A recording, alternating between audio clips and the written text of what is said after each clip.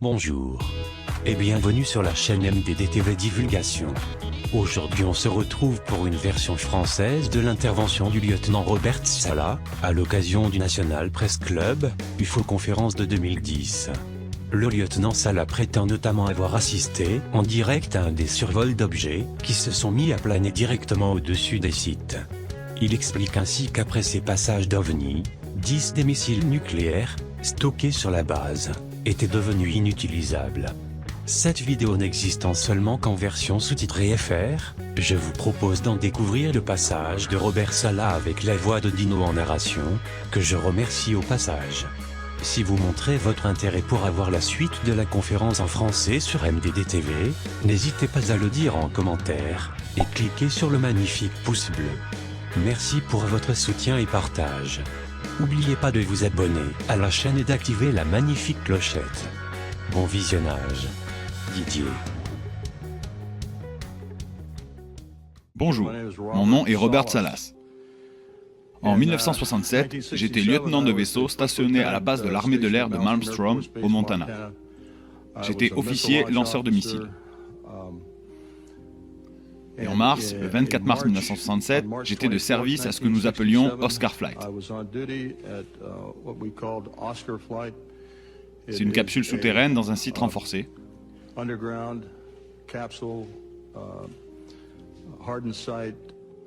environ 20 mètres de profondeur. Nous avions des agents de sécurité en surface. La garde principale était appelée contrôleur de sécurité de vol. Mon commandant à cette époque était le lieutenant Fred Maywald, à présent colonel retraité Fred Maywald. Dans la soirée du 24 mars, j'ai reçu un appel d'un de mes gardes de surface, le contrôleur de sécurité de vol, déclarant qu'ils avaient observé d'étranges lumières dans le ciel faisant des manœuvres étranges et qu'ils voulaient le signaler. J'ai pensé que c'était un rapport un peu étrange, mais je l'ai pris au sérieux. Vous devez comprendre, nous protégions des armes nucléaires, et les rapports que nous faisions généralement étaient très professionnels. En tout cas, j'ai plutôt écarté l'appel. Il a rappelé environ 5 minutes plus tard. Cette fois, il criait au téléphone, disant qu'il voyait un objet rayonnant rouge, planant juste au-dessus de notre grille avant. Cet objet était d'environ 10 mètres de diamètre. Il ne pouvait pas bien discerner les détails de l'objet, seulement qu'il pulsait, et tous les gardes étaient avec lui. Il était très effrayé et voulait que je lui donne des instructions. Je pense que j'ai dit comme « Assure-toi que rien ne pénètre à l'intérieur du périmètre de la barrière ». Il a immédiatement raccroché le téléphone. Je suis allé réveiller mon commandant, Fred Maywald, qui était en poste de repos. J'ai commencé à lui parler de l'appel téléphonique, et juste au moment où je le racontais, nos missiles ont commencé à entrer dans ce qui est appelé un état no-go, ou non lançable. Essentiellement, ils avaient été mis hors service. Alors que cet objet stationnait toujours au-dessus de notre site, de notre base de contrôle de lancement, à ce moment-là, nous avons suivi notre procédure. De retour au poste de commandement, il a signalé l'incident. Nous avions aussi quelques voyants de sécurité allumés, ce qui signifiait des incursions de sécurité sur certaines des bases de lancement. Alors j'ai rappelé le garde en haut et ordonné qu'une équipe de sécurité soit envoyée sur place. À ce moment-là, le garde m'a dit que l'objet était parti, à grande vitesse. De nouveau, silence, aucun bruit. Les agents de sécurité sont allés à la base de lancement et ont signalé que eux voyaient l'objet de nouveau. Ils ont aussi perdu le contact radio. Cet incident s'est terminé à ce moment-là. Nous avons réinitialisé les alarmes de sécurité, mais les missiles eux-mêmes étaient toujours hors service. Nous avons dû appeler la maintenance, demander à des équipes de maintenance de venir pour les remettre en état d'alerte. L'indication principale que nous avons obtenue de notre équipement était qu'il s'agissait d'un échec de système de guidage et de contrôle. Je tiens à souligner que le personnel de sécurité en haut n'avait aucune autorité de contrôle. Ils n'avaient aucun équipement là-bas, aucune capacité d'effectuer un quelconque arrêt du système sur nos missiles. Tous les systèmes de commande étaient souterrains. Nous avons été relevés de nos fonctions le matin suivant et nous avons fait rapport au poste de commandement. Je m'excuse. À la base, Malmstrom.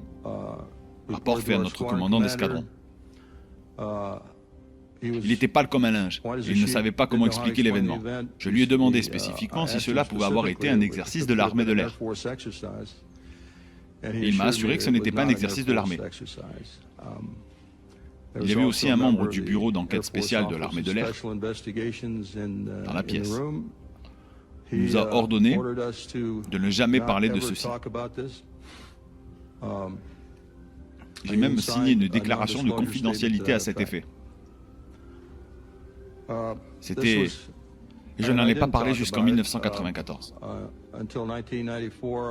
J'ai pu mettre la main sur un petit paragraphe dans un livre appelé Above to Secret par Timothy Good.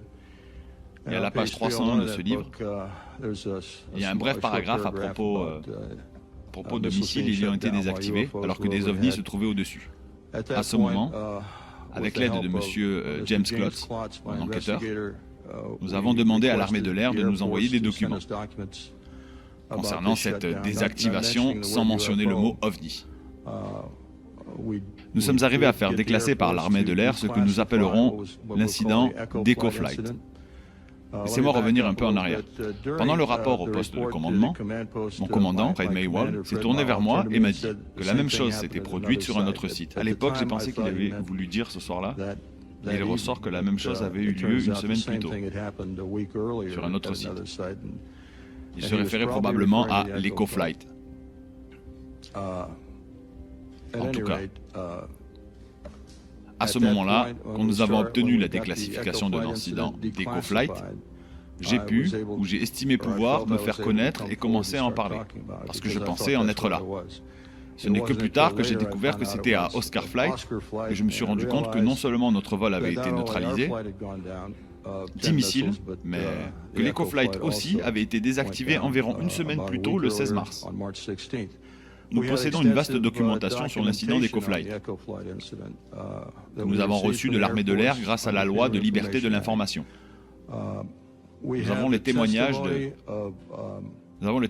de Walt Fiegel, qui était le commandant adjoint d'équipage de missiles à Echo Flight. J'ai quelques lettres du commandant, Eric Carlson. Le colonel Maywald m'a accordé une interview radio. Je m'excuse, une interview téléphonique à ce sujet, en 1996. Et j'ai cela sur une bande et il m'a donné la permission de l'utiliser. Donc nous avons les enregistrements audio de certains de ces témoins. Nous avons des déclarations écrites. Nous avons la documentation de l'armée de l'air. Tout cela à l'appui de ce que je viens de vous dire.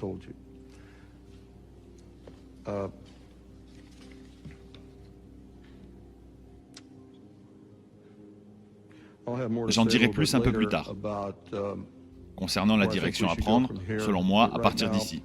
Mais pour l'heure, je cède la parole à l'orateur suivant. Ainsi s'achève cette vidéo. N'hésitez pas à partager sur les réseaux sociaux et à donner vos avis en commentaire. Vous avez mon Facebook et mon Twitter en description, et abonnez-vous si ce n'est pas encore fait. Merci d'avoir visionné jusqu'à la fin. À bientôt. Didier.